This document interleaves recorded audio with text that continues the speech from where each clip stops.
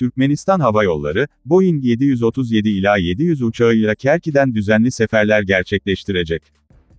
Türkmenistan Havayolu Şirketi'nin Kerki-Aşgabat ve Kerki-Deşoğuz'un 3 Ocak 2022 tarihinden itibaren düzenli seferleri, 128 koltuklu Boeing 737-700 NG uçaklarında gerçekleştirilecek. Türkmenistan Altın Çağı raporları.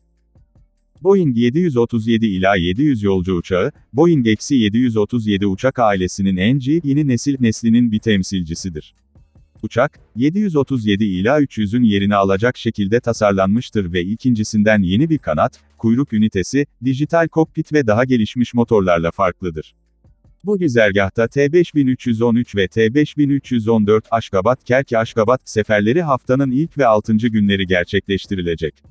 Aşgabat Uluslararası Havalimanı'ndan kalkış yerel saatle 10'da ve ters yönde 12'de planlanmaktadır.